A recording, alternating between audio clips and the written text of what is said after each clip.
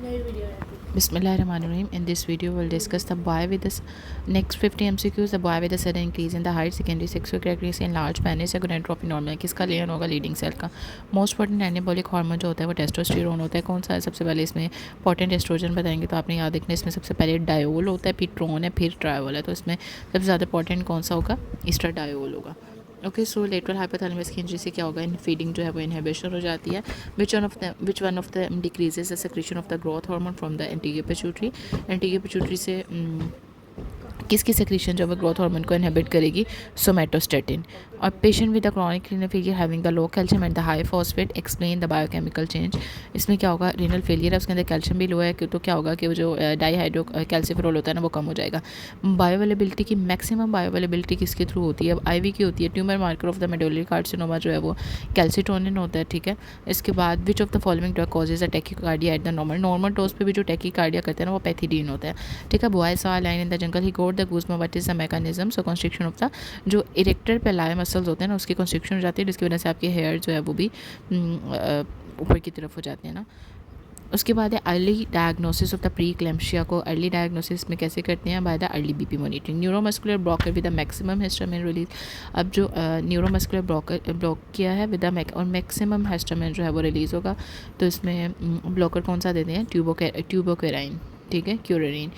Regarding the cervical ectropion truest. Cervical ectropion के बारे में क्या रखते हैं कि ये नॉर्मल होता है प्रेगनेंसी में. ठीक है, boy elevated on the giving the pride on the speech which nucleus of the thalamus involve. इसमें कौन सा होगा? Dorsomedial. Okay, so cervical paps may show the 2/3 epithelium has a atypical disorganized cell with the loss of the polarity, high NC ratio है and the polymorphism. This is the moderate dysplasia. Okay, इसमें आपने paps में देखा 2/3 epithelium इसमें atypical disorganized cell से polarity loss हो गई थी, high NC ratio है. polymorphism में आपने क्या देखा कि moderate dysplasia होगा. pap smear of the lady done which show the dysplasia increase ratio है and the pleomorphism, but the basement membrane जो है वो intact है. what is associated with this? इसमें carcinoma in situ होता है. सो आपने याद रखना है कि अगर तो 2/3 होगा, ठीक है, और उसके अंदर एटिपिकल डिसऑर्गेनाइज सेल है, पोलैरिटी लॉस हो गई या हाई एनसीएस रेशियो है. ठीक है, लेकिन अगर आपने इसमें देखो इन दोनों को आपस में कंपेयर करते हैं कि हाई न्यूक्लियर रेशियो और पॉलीमॉर्फिज्म ये तो ठीक है, लेकिन इसमें अगर बेसमेंट मेम्ब्रेन इंटैक्ट है, ठीक है, ऊपर तो हमने देखा कि वो डिस्प्लेजिया था मॉडरेट, लेकिन अगर डिस्प्लेजिया ऑलरेडी है तो उसमें बेसमेंट मेम्ब्रेन इंटेक्ट है, तो इसमें क्या होगा? कार्सिनोमा इन सीटू होता है.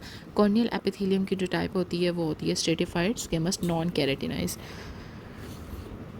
Next, adult H P beta chain replace in the foetus. Foetus में इसको किससे रिलेट किया जाता है? गामा से. Okay, girls come with the increase fertility with the increase pigmentation on all the body and the splenomegaly having the H P 8.1 है, M C 58 है, M C H C 38 है, फैटिन 2000 है. But is the suitable diagnosis में आपने देना होता है फैटिन अगर ज़्यादा तो डिफ्रोक्सामाइन देते हैं. Which of the following will indicate the ovulation has occur.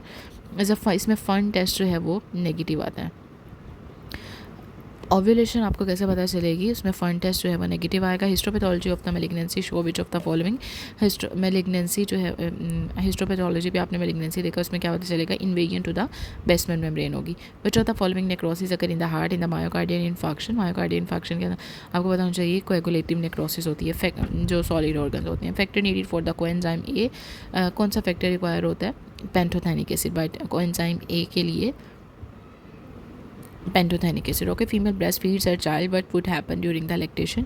इसमें क्या होगा? जो प्रीमोडियल फॉलिकल्स होते हैं फेलियर टू मैच्योर होंगे. Which volume prevent the lung collapse. कौन सा वॉल्यूम है जो कि लंग कोलैप्स को प्रिवेंट करता है? FRC. Okay, the haploid number of the chromosome with the haploid DNA is related to which of the following. अब हैप्लॉइड नंबर ऑफ क्रोमोसोम है और उसका हैप्लॉइड DNA है, ये किससे रिलेट करता है? With the which of the following? Spermatid से. ओके, ऐसी कौन सी वॉल्यूम होगा जो लंग कोलैप्स को प्रिवेंट करते हैं? Residual volume. ठीक है, क्योंकि वो उसमें ही रहता है. Haploid number of the chromosome with the haploid DNA is related to the spermatid. Syncytiotrophoblast है, मेसोडर्म है, and the capillaries found in the which villi? Tertiary. अगर टर्शरी वेलाई के अंदर कैपिलरीज अगर मेसोडर्म सिंसिटियोट्रोफोला के बाद कैपिलरीज भी आ जाए तो वो टर्शरी होता है. ठीक है, इसके अलावा इसमें देखो ना, अगर प्राइमरी में साइटोसेंसिटिव दोनों है, सेकेंडरी में मेसोडर्म आ गया और टर्शरी के अंदर कैपिलरीज है. Artery palpated between the trachea and the infrahyoid. अब कौन सी आर्टरी जो है वो इसके मिलेगी आपको? Common carotid. इंफ्राहेड और ट्रेकिया, ट्रेकिया के बिल्कुल साथ होगी ना. कॉमन कैरोटिड, ठीक है, बाद में वो जाके डिवाइड होती है। नॉर्मोसिटिक नॉर्मोक्रोमिक एनीमिया जो है वो अकर होता है in the acute blood loss. Acute blood loss के अंदर तो यही होगा ना, एनीमिया थोड़ी होगा, वो तो वैसे ही नॉर्मल है, नॉर्मोसिटिक होगा, नॉर्मोक्रोमिक होगा। 90-year-old female of the southern origin gives birth at the 35-week baby is slightly hydropic peripheral bloods में उसे न्यूक्लियेटेड आरबीसीज थे, एरिथ्रोसाइट्स थे, मार्क एनिसोइटोसिस है, पर्कुलोसाइटोसिस है, एलिप्टोसाइटोसिस है। What is the diagnosis? The alpha thalassaemia, ठीक है। इसमें क्या था कि साउथर्न ऑरिजिन है, उसने 35 वीक्स बेबी को जो बर्थ दिया है, स्लाइटली हाइड्रोपिक है, पेरिफेरल में भी आपको न्यूक्लिएटेड आरबीसीज मिले हैं, एनिसाइटोसिस और पर्कुलोसाइटिस का डायग्नोसिस क्या होगा? Alpha thalassaemia. अब इसमें मीडियल वॉल ऑफ द जो इस्टियोरेक्टल फोर्स है उसकी मीडियल वॉल जो है वो कैसे बनती है? By the levator ani. Okay, 30-year patient है, is on the hypertensive drug presented with the increase bilirubin, which drug is responsible? इसके अंदर कौन सी ड्रग रिस्पॉन्सिबल होती है? Methyldopa. From the duodenum deficiency of the enteropeptidase will affect the trypsin. In the skin allergy which cell increase in the blood, allergy के अंदर eosinophils बढ़ती है, nerve that passes through the superficial inguinal रंग से ilioinguinal nerve गुजरती है, perianal abscess in the female infection spread करता है किसमें? इस्टियोरेक्टल फोसा के अंदर। Interruption of the cervical sympathetic chain result in the Horner's syndrome if the sympathetic nerve to the eye are effective, which one of the following? अब इसमें वो बता रहे हैं कि सिंपैथेटिक नर्व जो है वो उसके आई की इफेक्टिव जो होंगी, तो कौन से इसमें क्या फाइंडिंग आपको मिलती है? ठीक है, तो इसके अंदर ड्रॉपिंग ऑफ द आईलाइड हो जाएगी अफेक्टेड साइड पे, और स्वेटिंग भी, हॉर्नर के अंदर दोनों चीज़ें होंगी ना। उसके बाद है पेरिकार्डियोसेंटेसिस कैन बी बेस्ट, ये कहाँ पे अचीव की जा सकती है? By the lower sternal angle, and lower sternal angle पे और डायरेक्ट करते हैं उससे सुपीरियरली। 45-year-old डायबिटिक लेडी है since the 10 year admitted in the hospital due to the pneumonia and the developing the shock like symptom, cause will be the increase the vascular permeability. 10 year 45-year diabetic lady है, 10 year से admit है, pneumonia और shock उसके symptom आएंगे, causes क्या होंगी? Vascular permeability बढ़ जाएगी। Child with generalise body anaemia, इसमें क्या होगा? हाइपरप्रोटीनीमिया की वजह से होता है। Which pharmacological agent with given in the excess of the higher dose equals the grade 4 encephalopathy क्या करते हैं? Paracetamol.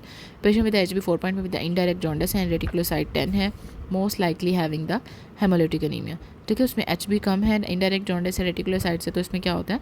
Haemolytic anaemia. Child with the hepatosplenomegaly, streak on the hair in the face abdomen, protruded cause is the kwashiorkor. इसमें जब भी protruded और streaks की बात होगी तो आपने क्वाशिकोर को याद रखें। In the last trimester of the pregnancy what change the respiratory parameter? Last trimester के अंदर इसमें जो दोनों रेशो होती है ना, FeV1 और FEC दोनों डिक्रीज हो जाती हैं। अब जो रिस्क के फ्लेक्सर होते हैं ये सप्लाई किए जाते हैं by the median and the ulnar. बहुत इसमें क्या आते हैं? Flexor digitorum profundis. Okay, so muscle which originates from the lumbar region and goes into the deep pelvis. Lumbar region से ओरिजिनेट करते हैं और वो डीप पेल्विस में जाते हैं, तो इसमें कौन सा मसल होगा? सॉस मसल होता है जो कि लंबर रीजन से ओरिजिनेट करता है और फिर पेल्विस में जाता है। एटेलिया had the TB infection transmit to of his families members. Mode of the spread of this is the TB कैसे होती है? एरोसोलेटेड एयर ड्रॉपलेट से। Pregnant female had a decrease level of T3 T4, increase TSH है, T3 T4 होंगे कम होंगे तो क्या होता है? और TSH इंक्रीज होगा। लेकिन अगर लिम्फोसाइट पाए जाएंगे इसका मतलब है हैशिमोटो है। Patient has a increase prolactin and the bitemporal hemianopia है, problem will be the pituitary gland.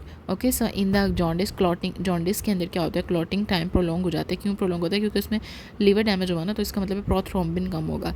Basophilic staining of the cell जो होती है वो क्यों होती है? ड्यू टू द राइबोसोम या फिर HB की वजह से। Which test is use to check the warfarin? इसमें हम क्या करवाते हैं? PT करवाते हैं, ठीक है। हेपरिन के अंदर आपने याद रखना होता है कि हम अगर हेपरिन देंगे ना तो APTT करवाना होता है, लेकिन अगर वारफरिन देते हैं तो पहले INR करवाना होता है। अगर वो नहीं आप करवा सकते, अगर वो ऑप्शन नहीं दिया होगा तो फिर PT करवाते हैं। 9-month-old year girl है, वैक्सीनेटेड 2 weeks बैक है, now presented with the rash all over the body, fever. CBC report के अंदर HB 13.5 है, WBC 6 है, डिक्रीज प्लेटलेट्स है। पेरिफेरल स्मेयर के ऊपर आपको लार्ज प्लेटलेट्स मिले हैं, तो इसका क्या डायग्नोसिस होगा? ITP होगा ना। Vasculitis that involves the same vessel or the different vessel with the lesion of the different ages which is common in the pen.